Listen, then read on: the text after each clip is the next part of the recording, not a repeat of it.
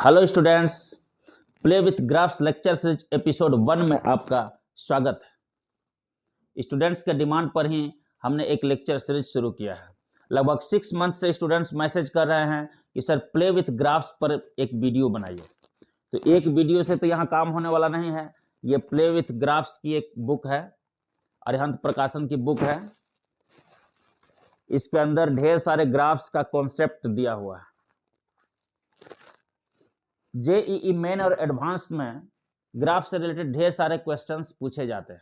अगर ग्राफ का कॉन्सेप्ट आपका क्लियर है तो आप उनका जवाब कम से कम समय में और एकदम सटीक आंसर आप उनका दे सकते हैं। तो चलिए हम देखते हैं play with graphs episode 1। Episode 1 दिया हमने क्यों? ये पहला दिन है, इसको हमने नेम दिया है एपिसोड 1। अब यहां पर हम लोग देखेंगे पोलिनोमियल फंक्शंस का ग्राफ। तो पोलिनोमियल फंक्शंस का आप डेफिनेशन जान रहे हैं, पोलिनोमियल फंक्शन क्या होता है, पहले से इसको बताने की जरूरत नहीं है। हम लोग यहाँ पर देखेंगे पोलिनोमियल फंक्शन के अंदर आता है एक आइडेंटिटी फंक्शन। तो ये आइडेंटिटी फंक्शन हम लोग देखेंगे। तो ये आइडेंटिटी फंक्शन क्या है, इसका भी डेफिनेशन आप जान रहे हैं। हमने यहाँ पर शॉर्ट में लिख रखा है fx equal to x for all x belonging to R, यानी fx इक्वल टू एक्स एक आइडेंटिटी फंक्शन है। हम लोग देखेंगे कि इसका ग्राफ हम लोग कैसे ड्रॉ करते हैं, फिर इसका डोमेन और रेंज क्या होता है। ये इसका ग्राफ जो बनेगा वह एक स्ट्रेट लाइन होगा। कैसे हम समझ रहे हैं कि यह स्ट्रेट लाइन होगा, इसको हम लोग y equal to M X plus C के फॉर्म में लिख सकते हैं आसानी से। यह एक स्ट्रेट लाइन का इक्वेशन है, इसके फॉर्म में हम लोग इसको आसानी से लिख सकते हैं। ये fx जो है इसको हम लोग y लिख सकते हैं, ये x जो है इसको हम लोग 1 इंटू एक्स लिख सकते हैं, और c को हम लोग 0 लिख सकते हैं। यानी ये y इक्वल टू एक्स को हम लोग y equal to 1 into x plus 0 लिख सकते हैं। तो यह एक स्ट्रेट लाइन को रिप्रेजेंट कर रहा है, यानी एक ग्राफ जो होगा इसका एक स्ट्रेट लाइन होगा। ये क्लियर है।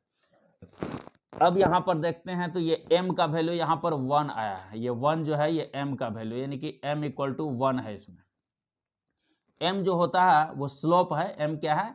स्लोप है। उसको हम लोग tan थीटा लिखते हैं, m equal to tan theta, यानी tan थीटा का वैल्यू यहाँ पर आ गया 1। तो यहाँ पर क्या आया, ये थीटा जो है ये हो जाएगा 45 डिग्री, यानी कि उस लाइन का इंक्लिनेशन जो होगा वो 45 डिग्री होगा। इंक्लिनेशन क्या होता है आप जान रहे हैं, कोई भी लाइन जो positive direction of x axis के साथ एंटी क्लॉकवाइज डायरेक्शन में जो एंगल बनाता है वही इंक्लिनेशन होता है। यानी कि यह एक ऐसा स्ट्रेट लाइन होगा जो कि positive direction of x axis के साथ एंटी क्लॉकवाइज डायरेक्शन में 45 डिग्री का एंगल बनाएगा। और हम कुछ देखते हैं, जैसे x के जगह अगर हम 0 पुट कर दें, y के जगह भी 0 पुट कर दें, तो ये सेटिस्फाइड भी हो जा रहा है। 0 इक्वल टू 0 आ रहा, सेटिस्फाई कर रहा। इसका मतलब कि यह एक ऐसा स्ट्रेट लाइन होगा जो कि ओरिजिन से पास करेगा और उसका इंक्लिनेशन 45 डिग्री होगा। तो अब हम लोग इसको आसानी से ड्रॉ कर सकते हैं। ये हमने कोऑर्डिनेट एक्सिस ड्रॉ किया, x x dash y y dash, ये ओरिजिन हो गया। तो एक स्ट्रेट लाइन जो कि ओरिजिन से पास करेगा और उसका इंक्लिनेशन 45 डिग्री होगा वो ड्रॉ करना है। 45 डिग्री इंक्लिनेशन होगा मीन्स कि ये लाइन इस तरह से जाएगा, मिडिल से एकदम 45 डिग्री। ये एंटी क्लॉकवाइज डायरेक्शन में एक्स एक्सिस के पॉजिटिव डायरेक्शन के साथ ये एंटी क्लॉकवाइज डायरेक्शन में ये 45 डिग्री का एंगल बना दिया। इसको हम लोग आगे खींचेंगे। ये ओरिजिन से पास भी कर गया। इसका मतलब ये हुआ कि इस लाइन का इक्वेशन जो है ये fx इक्वल टू एक्स है। ये लाइन का ग्राफ हो गया, fx इक्वल टू एक्स का ये ग्राफ हो गया। ये बहुत आसानी से हमने ग्राफ को ड्रॉ कर लिया। अब इसका हम लोग देखेंगे डोमेन एंड रेंज। तो डोमेन किसको कहते हैं? तो जो जो x के वैल्यूज, x के ऐसे सारे पॉसिबल वैल्यूज जहां पर ग्राफ बना हुआ है वो सब इसके डोमेन में आते हैं। यानी कि x एक्सिस पर हम लोग चले जाएंगे और x एक्सिस पर कोई भी पॉइंट हम लोग सेलेक्ट करके वहां पर अगर हम यहां से परपेंडिकुलर लेते हैं तो हमको ग्राफ कहीं ना कहीं मिल जा रहा है। कोई भी पॉइंट सेलेक्ट कर रहे हैं वहां पर हमको ग्राफ मिल रहा है, कोई भी पॉइंट सेलेक्ट कर रहे हैं यानी कि x एक्सिस पर कहीं भी हम सेलेक्ट करें तो वहां ग्राफ मिल जा रहा है। इसका मतलब कि सारे रियल नंबर पर हमको ग्राफ मिल जा रहा है। इसका मतलब इसका डोमेन जो होगा वो सारा रियल नंबर होगा, set of real numbers R. और इसके रेंज की बात करेंगे तो रेंज के लिए हम लोगों को कहाँ जाना है? वाई एक्सिस पर जाना है। तो वाई एक्सिस पर हम लोग जाएंगे और यहाँ से परपेंडिकुलर ड्रॉ करके देखेंगे ग्राफ बना है कि नहीं। तो हर जगह हर पॉइंट पर हमको ग्राफ मिल रहा है, हर पॉइंट पर ग्राफ मिल रहा है। इधर आते हैं तो इधर भी ग्राफ मिल रहा है, हर जगह आगे एक्सटेंड करेंगे हर जगह हमको ग्राफ मिलेगा। यानी कि सारे रियल नंबर y का ऑल पॉसिबल वैल्यूज जो होगा वो रियल नंबर का सेट ही होगा। यानी कि यहाँ पर भी हमको मिल गया set of real numbers r। तो इस फंक्शन का डोमेन हो गया r और रेंज हो गया r। नेक्स्ट वन है स्क्वायर फंक्शन। यह है fx equal to x square for all x belonging to r। तो ये fx equal to x square जो है यह पैराबोला बनाएगा, ये पैराबोला को रिप्रेजेंट करता है। तो इसका ग्राफ जो होगा एक पैराबोला होगा। अब हम लोग देखते हैं कि यह एक इवन फंक्शन है, ये इवन फंक्शन है। इवन फंक्शन कैसे समझते हैं कि इवन फंक्शन है? अगर fx और f माइनस एक्स, fx और f माइनस एक्स दोनों अगर इक्वल हो जाए तो वो इवन फंक्शन होता है। इसमें मान लो हम 2 पुट करके देखते हैं, तो यहाँ पर 2 करेंगे तो 2 स्क्वायर 4 आ जाएगा, fx का वैल्यू 4 आ जाएगा। यहाँ -2 पुट करते हैं, यहाँ पर -2, तो -2 का स्क्वायर भी क्या आएगा? 4 ही आएगा। यानी कि ये दोनों इक्वल हो गया, यानी ये इवन फंक्शन है। तो इवन फंक्शन का जो ग्राफ होता है वो सिमेट्रिक अबाउट वाई एक्सिस होता है, वाई एक्सिस। तो यह एक इवन फंक्शन है, ये सिमेट्रिक अबाउट वाई एक्सिस होगा और पैराबोला भी होगा। और इसका अगर हम देखें तो ये पास किससे करेगा?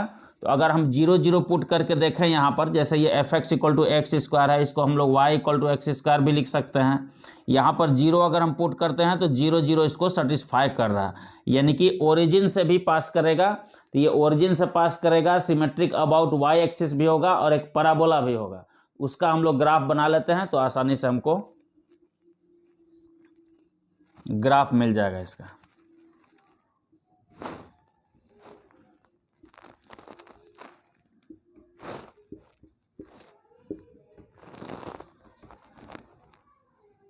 अब ओरिजिन से पास करेगा और सिमेट्रिक अबाउट वाई एक्सिस होगा, तो ये ग्राफ बनेगा, ये बनेगा।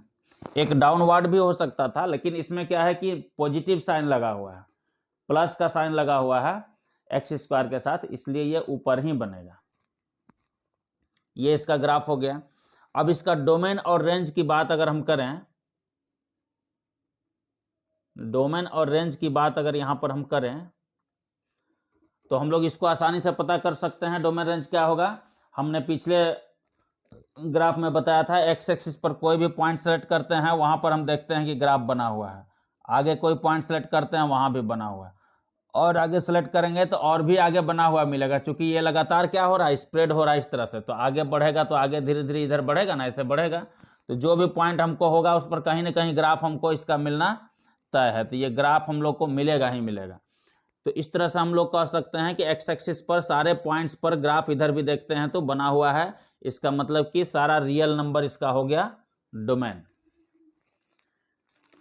रेंज की बात करें तो वाई एक्सिस पर हम देखते हैं तो 0 से नीचे कहीं भी किसी भी पॉइंट पर कहीं ग्राफ नहीं बना हुआ है, 0 के नीचे नहीं बना हुआ है। 0 के ऊपर जब हम जाते हैं तो हर जगह हमको ग्राफ मिलेगा। परपेंडिकुलर ड्रॉ करके देखते हैं तो हर जगह मिला है। इसका मतलब 0 0 से लेकर के इन्फिनिटी की तरफ, तो 0 से लेकर इन्फिनिटी कह सकते हैं। इसको अगर हम इस तरह से लिखें इंटरवल में तो 0 टू इन्फिनिटी लिख सकते हैं। ऐसे इन्फिनिटी की तरफ हमेशा ओपन इंटरवल रखते हैं। ये इसका रेंज हो गया 0 टू इन्फिनिटी। 0 की तरफ क्लोज दिए हुए हैं ताकि 0 हमको रखना है, 0 इसके रेंज में रहेगा लेकिन इन्फिनिटी नहीं रहेगा, इसलिए इधर से हम ओपन ब्रैकेट यूज किए।